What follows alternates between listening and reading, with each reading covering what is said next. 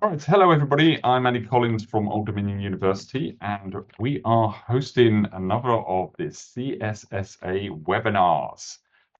This one is we have Jacob Kelter from Northwestern University. And I was about to say more importantly, but that's probably not correct. But also, he's the executive director for Netlogo. And today he's kindly offered to talk to us about some of the new exciting changes and updates to Netlogo that's going to be coming in the latest. Is it the latest version that's come out? That's correct, isn't it? There's a beta version out and the full version will be out in the next week or so. Okay, so this is literally hot topic because this is like about to come out to you all. Um, the format for today is that I think, obviously, given the nature of the material, we're not going to follow the normal format, Jacob has kindly offered to do a little bit of a presentation just to give you guys a bit of an overview of what's going on. Then we're going to go into the question and answer session. I am going to steal the first question, just to let you all know that in advance. Without further ado, Jacob, thank you, and over to you. Great. Thank you so much.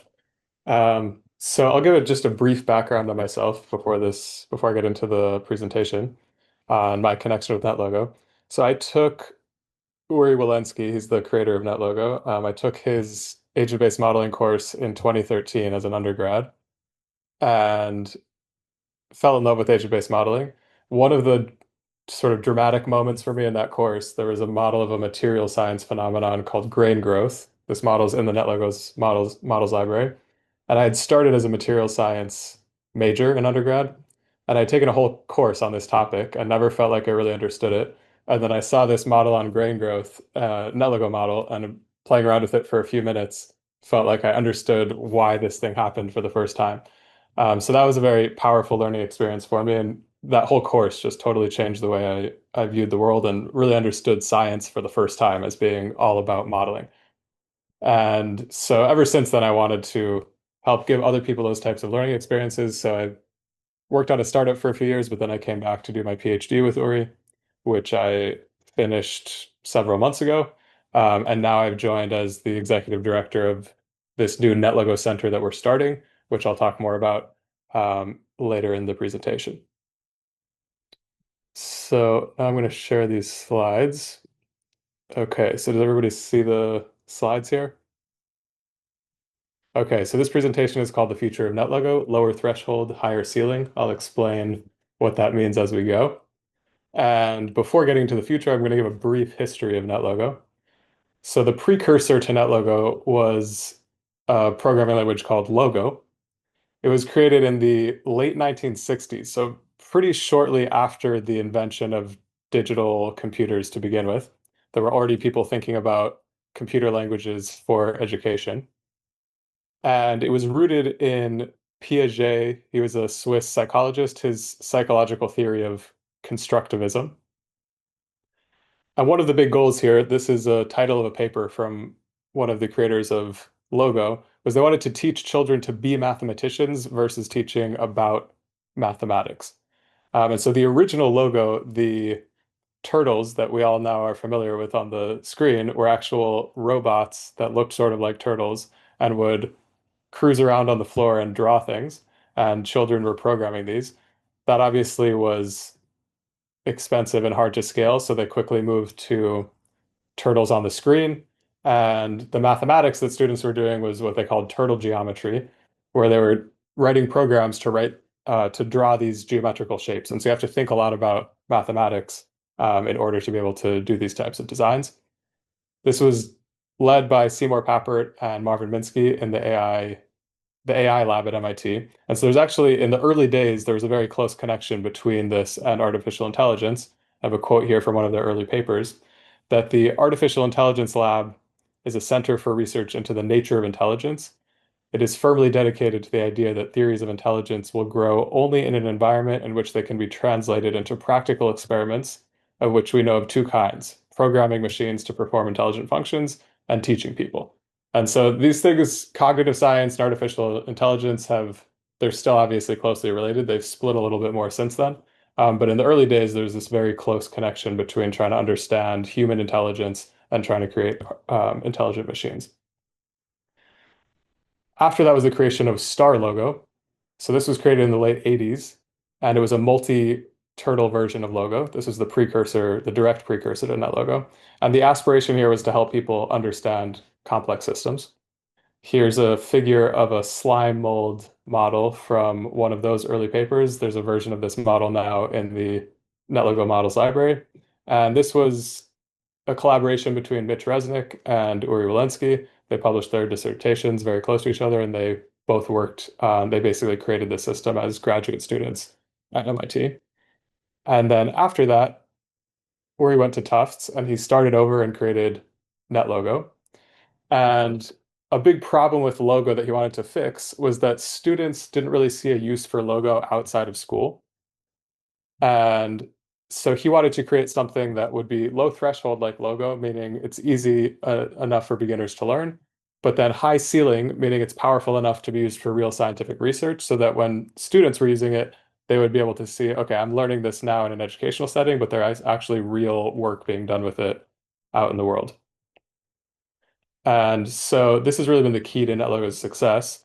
So on the low threshold side, we have kids using Netlogo. This is some fourth and fifth grade students using a tabletop version of Netlogo and exploring the wolf sheep predation model.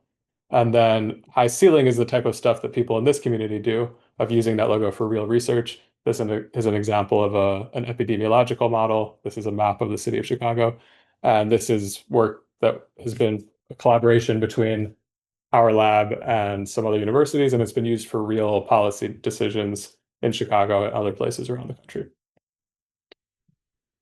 And I also just wanted to mention, because I'm not sure if people are aware of some of the other tools that we make. So there's Netlogo Web, which runs in the browser. There's NetTango, which is a block-based interface for Netlogo. So we put some code inside of blocks that students can put in different order to model different things. This is aimed at getting younger students involved in modeling. We have HubNet and HubNet Web, which is for participatory simulations where people can actually play the part of agents. This is used both in education and it can be used in sort of social science research. Behavior search comes with Netlogo. This is an evolutionary search tool to find parameter combinations that produce a certain pattern. So if you have a big parameter space, it's impossible to exhaustively search the whole thing. So this is a tool to try to find specific parameter combinations that will produce some emergent outcome. There's also Turtle Universe, which is a version of Netlogo that runs on phones and tablets, also aimed mostly at kids, but can also be fun to be able to show people stuff. There's also a basic system dynamics modeler within Netlogo. So you can do basic systems dynamics and also do hybrid agent-based modeling and system dynamics. And then we have a bunch of extensions like level space, the discrete event schedule, etc. Okay, so that was a little bit on the background. So the future directions.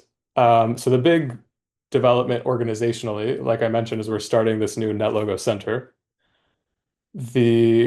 Traditionally, Netlogo has been produced in Uri Walensky's lab at Northwestern. And the purpose of this center is to make sure that Netlogo can continue indefinitely and not be tied to a specific professorship. Our mission with this center is modeling literacy for all. So just the way everyone learns to read and write, even though most people don't become professional writers, we think everyone as part of basic education should gain a basic literacy in computational modeling because it's so widespread now and such an important way of understanding the world, even though most people won't become professional scientists. And we have this both the low threshold and high ceiling of wanting the low threshold so that everyone can gain a basic literacy, but the high ceiling where Netlogo can really be used for advanced research. We got initial funding to open the center from the NSF POSE program, that stands for Pathways to Open Source Ecosystems. We were part of the first cohort of this program. And now we're doing a fundraising campaign. I'll talk a little bit more about that later. But one of the big goals is sustainability. So just this new organizational structure is meant to be sustainable indefinitely.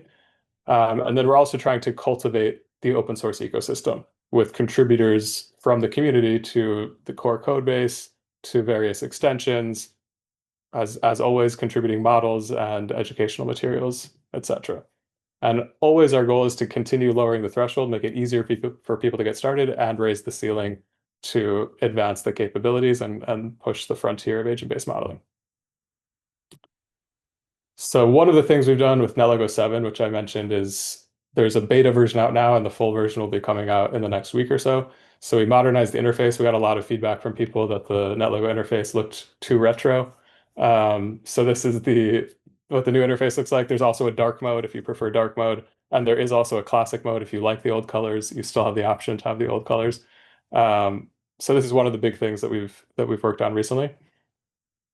We're also trying to do more to cultivate the Netlogo online community. So we have a new website, netlogo.org, where we'll be organizing everything. So feel free to visit there, and that's where you can download the new versions as well. And we've also launched a forum, which is forum.netlogo.org.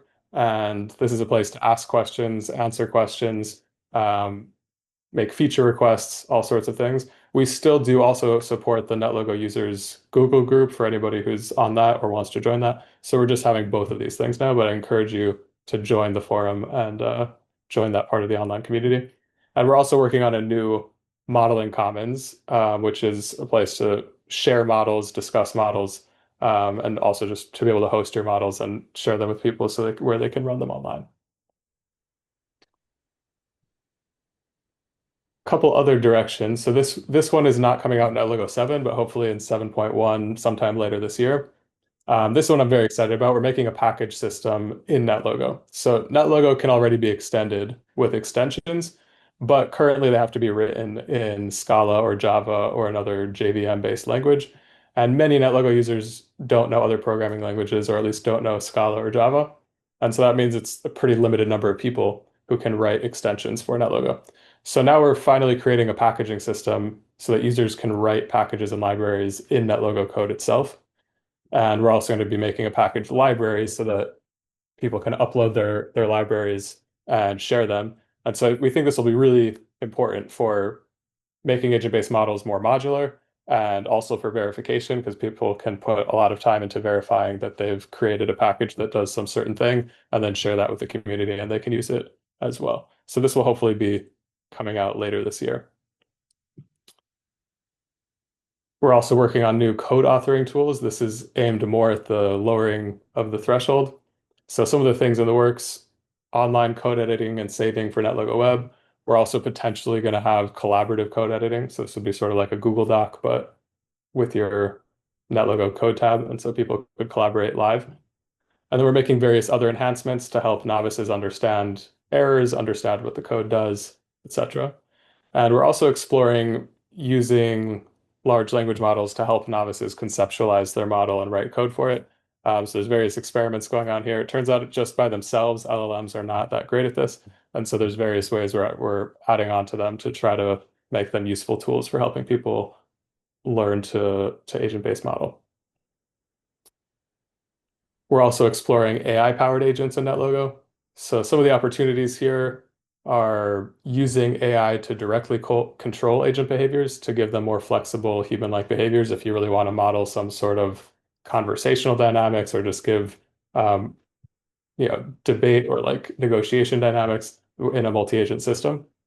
And the other opportunity is using AI to mutate the agent code, but then it's still Netlogo code that controls the agent behavior. And so we've been doing some experiments around this. So this would be a form of evolutionary computing, but using the large language model as the mutation operator to mutate your code in order to either just as an open-ended exploration of what it produces, or to try to produce code that will then produce some emergent pattern. Some of the challenges here, most Netlogo users don't have the technical background to do this type of things themselves. So we're trying to create tools to easily instantiate these types of AI-powered agents and also more systematically explore the behavior of these AI-powered agents. This is all pretty early days, so I don't know exactly when these things will be coming out, but it's things that we're playing around with. Another thing we've been considering doing is a cloud cluster service. So running Netlogo on a cluster, for anyone who's done that, can be a big pain. And many researchers, especially at smaller universities, might not even have access to a computing cluster. So what we're considering is making a cloud service where users could just submit their behavior space experiment, and we'd run it in the cloud and then give the data back. And so if this is something that you think you personally would potentially use, if you could put that in the chat, that would be useful feedback for us, because we are trying to assess, um, how useful this would be to the community. Okay, and then the last thing I'll mention, we are starting a fundraising campaign right now. So traditionally, Netlogo has been funded primarily through federal research grants. That was always a tenuous funding strategy, but especially now, it's pretty tenuous. So we're launching this fundraising campaign.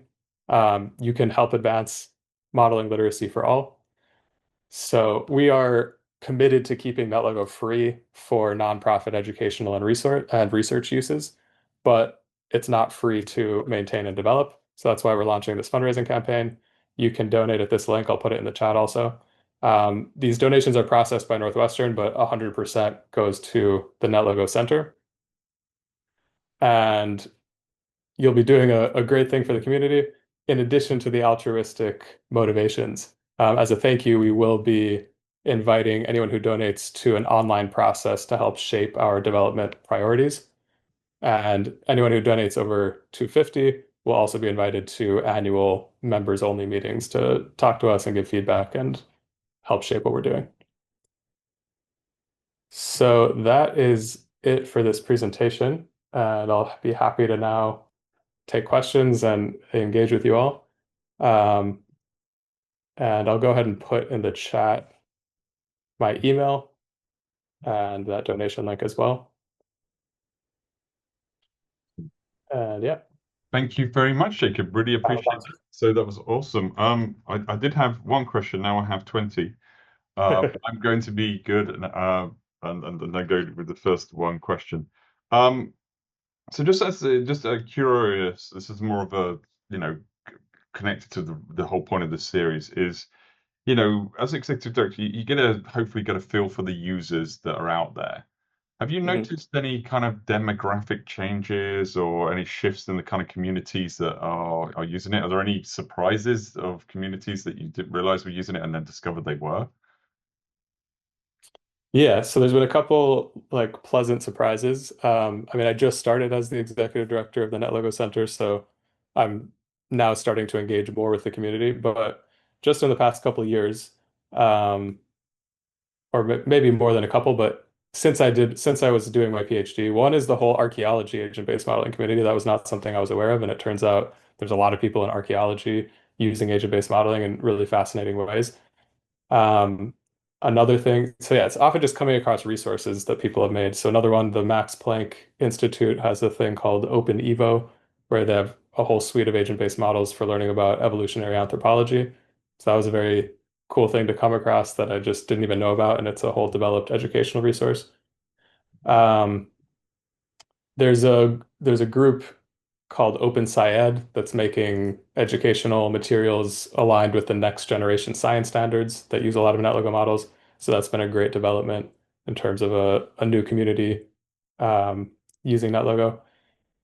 Another one that I was not aware of until recently is that there are high school computer science courses, like computer science courses using NetLogo as opposed to using it for computational science and things like that. Um, and I think there's a big area of growth there. A cool story we learned is one of these high schools, one of the teachers got an email from a former student after Google DeepMind won the Nobel Prize, and he got an email from a student saying, "I was on the team that helped create um, AlphaFold, and it was your freshman computer science class playing around with NetLogo models that first got me interested in computational science, and put him on the path where he is today." So that was neat to hear about. But yeah, so I think computer science itself is actually NetLogo can be a great way to get initiated in computer science in a way that's interactive and fun. Um, and another one that was inspiring to me, um, I met a professor, I think just in this past year, who was like only a few years away from retirement and had just in the past couple of years learned about NetLogo, um, taught it to himself, and then wrote a book with a bunch of NetLogo models as a new way to explore the research questions he's been exploring his whole career. So that was very inspiring to me to see somebody picking up NetLogo at that point and and seeing the potential to do new things with it. Excellent. Wow, that's pretty cool stuff. I mean, yeah, well, I'm not surprised, right? It's a great tool. Bernd, you've had your hand up patiently, so I'm going to concede the floor to you, if that's okay. You're all right, mate. You're muted. Um, Bernd, you're muted. Can you hear me? I don't think. Okay, we've got a question in the chat, so I think he's obviously maybe having some IT issues.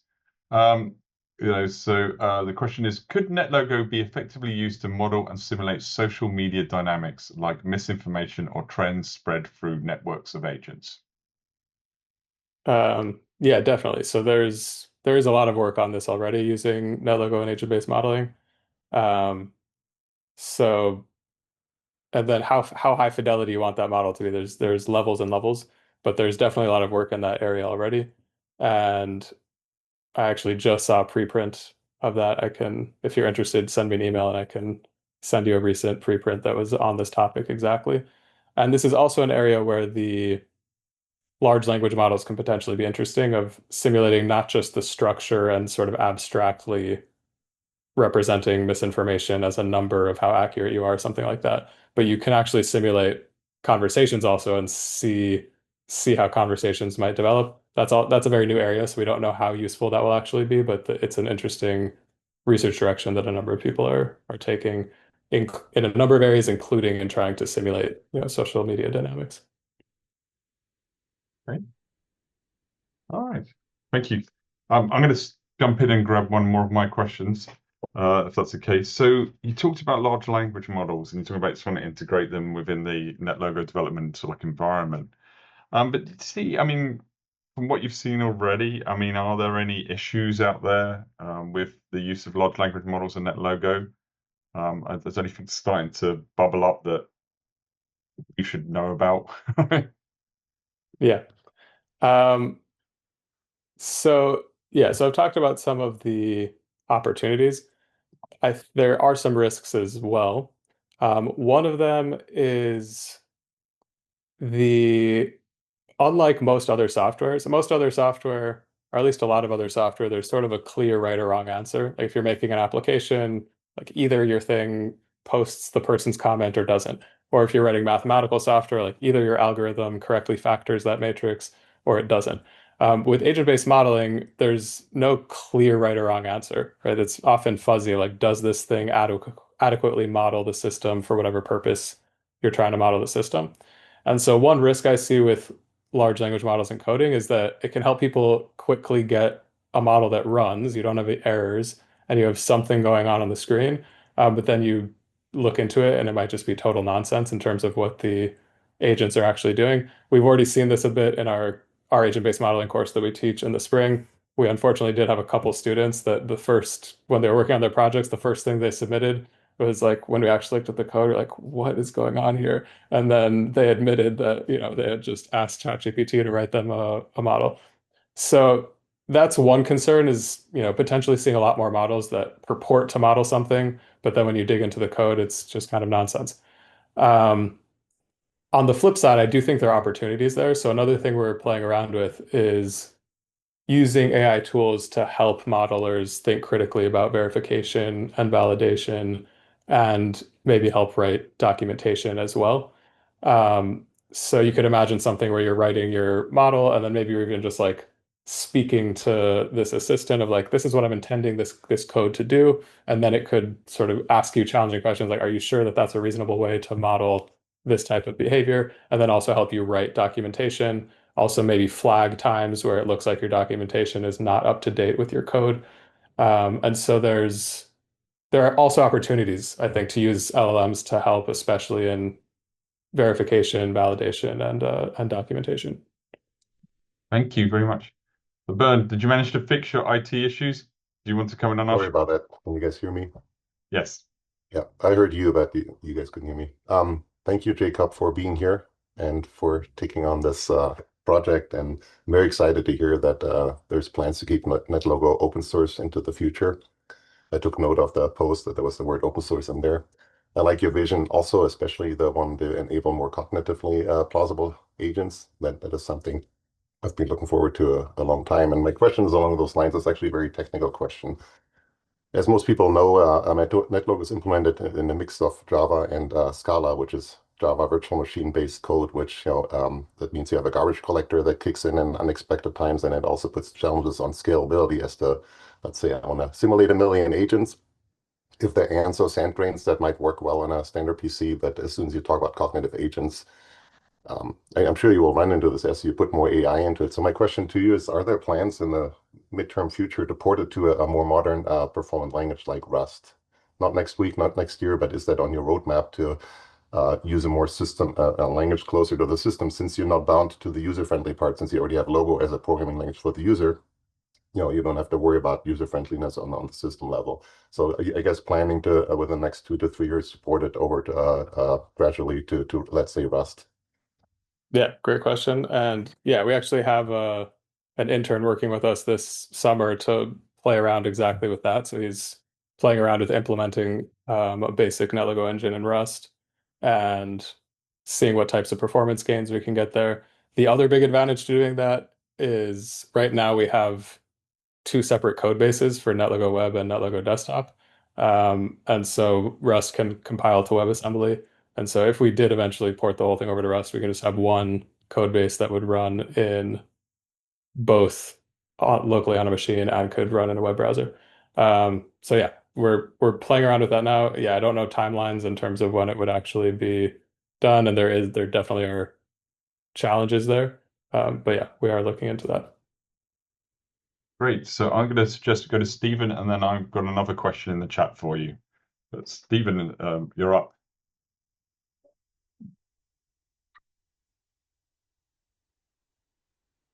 You... Hey, Jacob.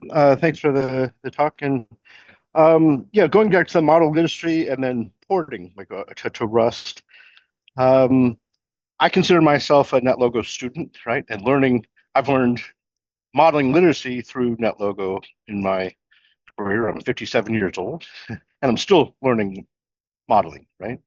So as you know, we have AgentScript that matches the license of Netlogo GPL, so you can take everything that we have and put it in any way that you want to port. And porting to me too is I'm learning now with LLMs as well. Like the question of the social media came up. Modeling literacy to write might be expressed as, oh, give me a social diffusion model of rumors that's like a fire percolation model, or like an SIR model, but the rumors spread with SIR. You have susceptible, infected, and recovered, but do that for a rumor for people that haven't heard the rumor, the people have already heard the rumor, and where the rumor is being communicated, right? So that would be an example of a modeling expression. We're not at the syntax level. We're even above the semantic level. We're at the kind of the modeling architecture level, or where software architectures, might say, yeah, give me a model view controller. I don't care how you implement it at the semantic level or even the code level. So I am, it's an observation as much as a question. Like I'm thinking, what does modeling literacy mean at that level? And then how can it be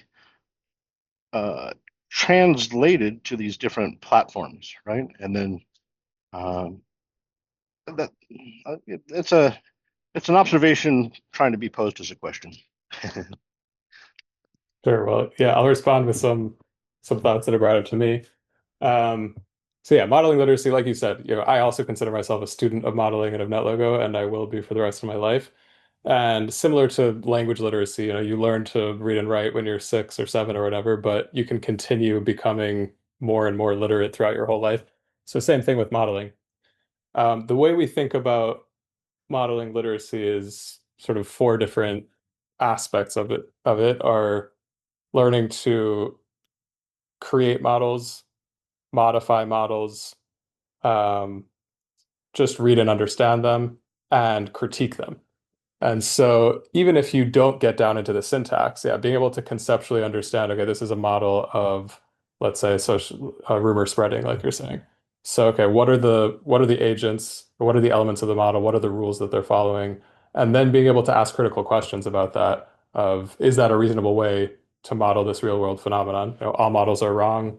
Some of them are useful, as we all know, George Box famously said. And so is this model, we know that it's going to be a simplification, but is it a reasonable simplification, or are you missing crucial things so that it's not going to give you useful insight into the real world?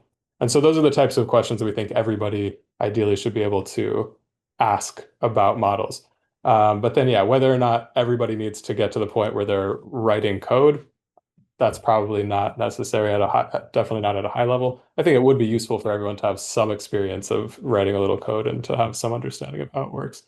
But yeah, and these are a lot, these are where these translation points from, you know, a very qualitative model of we're gonna have a rumor spreading, some people have heard, some people haven't, to maybe pseudocode, and then from pseudocode to actual syntax. Like those translation areas are also sort of crucial parts of modeling literacy, and where a lot of the actual thinking and challenge comes in to modeling. So those are some thoughts in response to your thoughts and observation. Yeah, happy to answer any follow-up questions you have also. Thank you, Stephen. I'm going to actually jump to the chat, and the reason for that is the questions are starting to pile up now. So I'm going to try and get through a couple of those, and then come back to the main speakers. So I'm going to read this one as it's written. Behavior space is established, but also very much limited. E.g., you can optimize parameters regarding one goal function only. Do you revise this tool as well? Being recorded. Oh, hi there. Sorry. Okay. Sorry, did you catch that? Did you? I mean, are there Yeah. basically plans to change behavior space in this optimization function? Yeah. So there have been some improvements to behavior space. We do plan to continue improving it.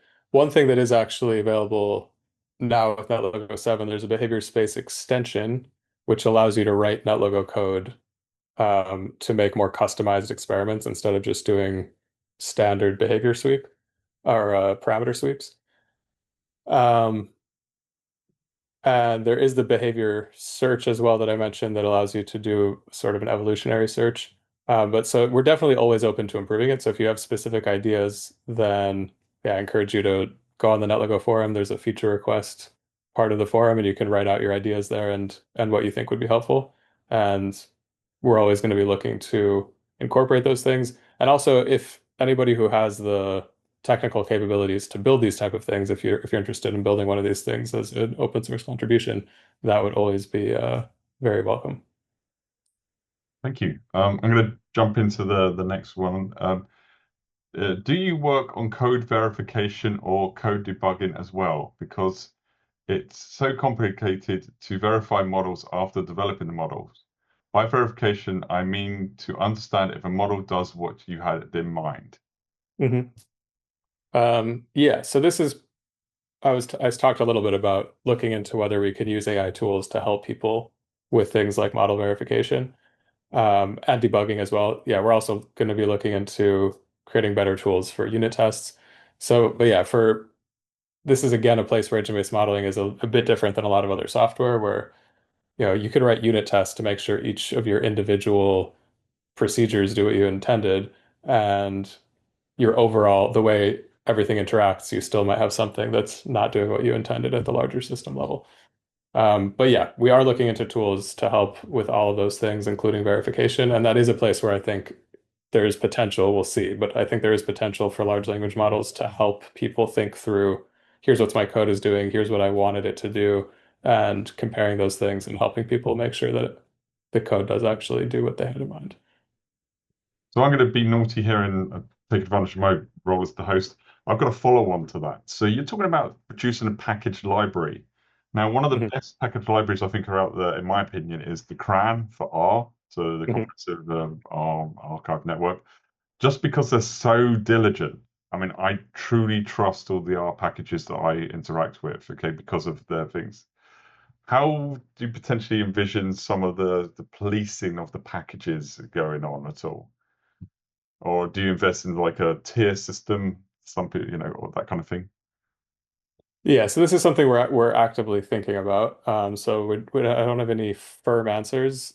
Certainly, there will be a tiered system in the sense of there will be packages that we have reviewed and said we think this is a legit package. Um, I don't think we're gonna. Ideally, this gets big enough that we don't have time to review all of the packages that people are submitting. So I do think there will be packages that people can submit that the core Netlogo team doesn't review, but probably we'll have a way for users to rate and review packages, um, which happens in other languages as well. So those are the two basic mechanisms I can think of. Is like there will be officially approved packages from the core Netlogo team, and then there can be packages that people in the community have reviewed and rated in some way. But yeah, if you have other ideas of how to do this, or yeah, examples of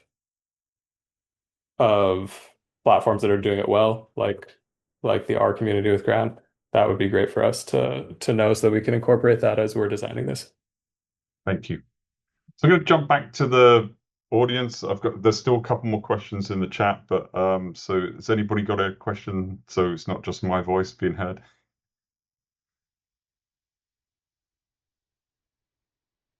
Okay. If not, then I'm going to jump back to the chat questions. So the next question was, will it be easier for the Netlogo models to run on HPCs, high performance computers? Yeah, so I talked a little bit at the beginning.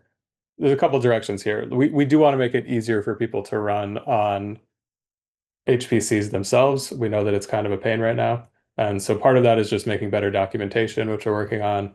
Part of that is making better scripts to make it easier for people to run. And then, as I mentioned, we're thinking of creating a cloud service where you could just submit your behavior space experiment and we'd run it in the cloud and give you the data back. And so that would make it very, very easy. So those are sort of the two main directions that we're looking into that. Thank you. The next question was, oh gosh, just another one jumped in the space. Are there any plans or any thoughts about, a robust debugging feature, like the kind of debugging feature that you get in IEDs for like Python, Java, etc.? We would love to. This is a surprisingly challenging thing to do. It's totally feasible. It just would take significant development time. And so, like I said, Netlogo's traditionally been funded through research grants, and many of those research. So, whenever we write a research grant, the Netlogo development associated with that has to advance whatever the goal is of that research project. And we haven't yet found a way to fund writing a debugger. We would like to do that though. So if you have ideas for it, that's great. If you want to contribute to Netlogo and then vote in this online process we're going to make that we should work on a debugger, you can do that. But yeah, we definitely would like to. There are no concrete plans though right now to create a more robust debugger, but we definitely would like to if we can find the time and resources to do it. Brilliant. Well, awesome. I mean, yeah. But so question for you on that, just coming back to say about giving to Netlogo. Is it non-profit status or profit status? I mean, just from if people are personally giving, whether or not they can put it on their tax returns. Mhm. So currently we're fully housed at Northwestern. We might have a separate organization at some point as well, but we're staying housed within Northwestern. So right now donations are all processed through Northwestern, which is a nonprofit, and you'll get a thing back from them if you want to write it off on your taxes and whatever. So yeah, right now we're sort of a nonprofit center within the larger university, which is also nonprofit. Thank you. And there is some more questions, but again, I'm jumping in here. You mentioned earlier this idea of this model, having a model repository. So I'm just curious how you see that relationship, that repository for existing repositories, because there's the OpenABM repository, which is sort of like housed in the CORM-CSSA network. I mean, is it something you see connected to them or separate, or how do you see that relationship working? Yeah. So yeah, Cobsies has a great service there. There's definitely going to be some overlap inevitably, but they are as far as I know, like fully focused on the research community. And they'll even like give you a DOI for your model if you want, so that you can reference it in papers and stuff like that. We also want to be serving the educational community as well. And so part of our goal with that is to create a place where people can share models, not not just models that are part of a research project, although we want to host that as well, but also models that are aimed at educational uses. And we also want to be fostering more discussion around models, around allowing people to ask for feedback on models. And so it's not just sort of like a repository to host your models.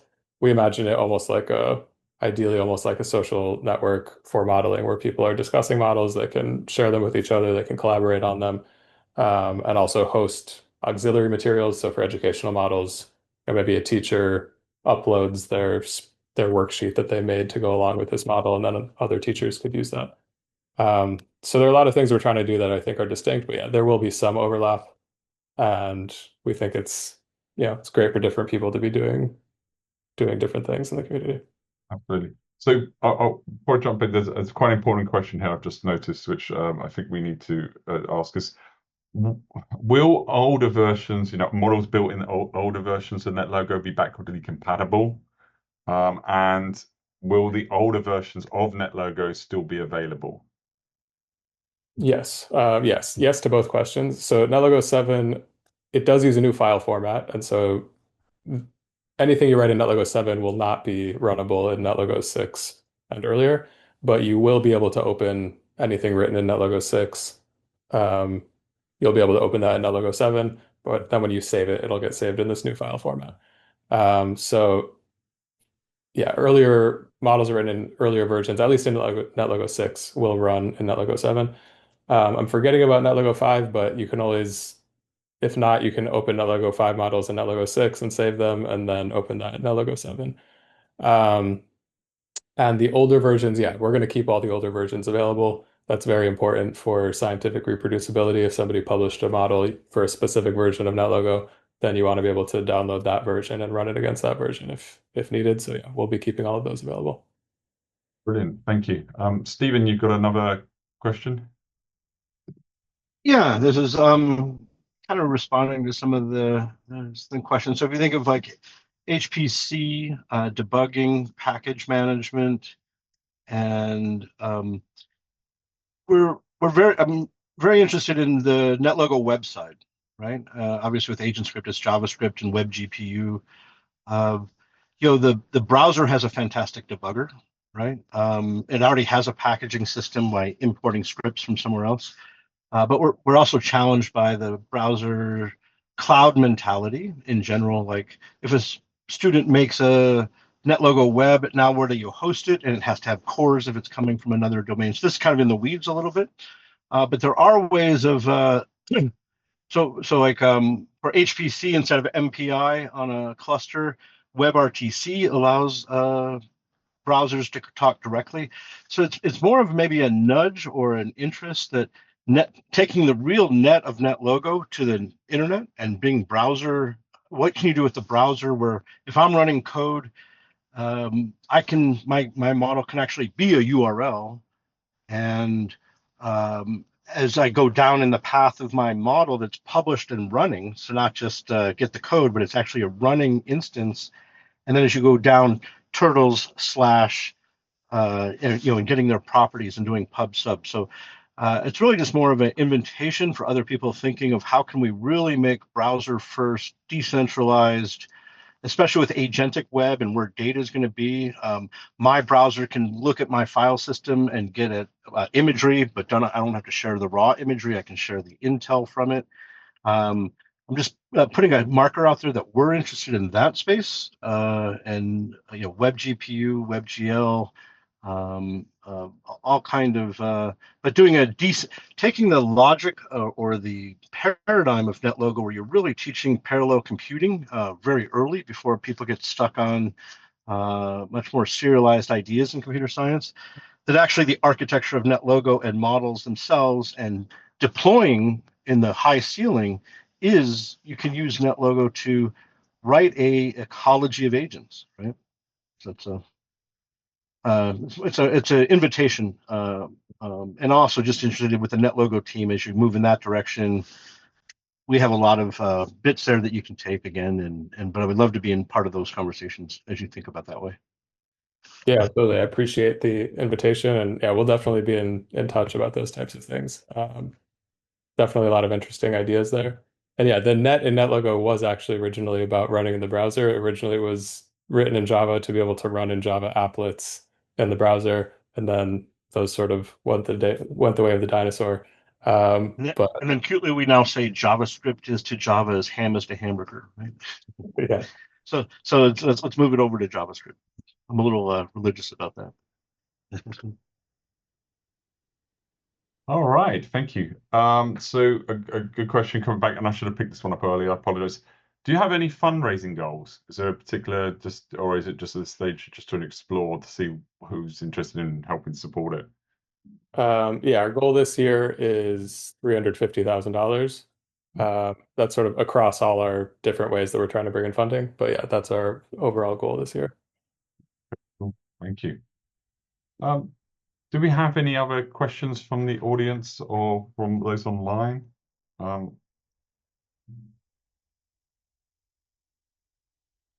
have one more question.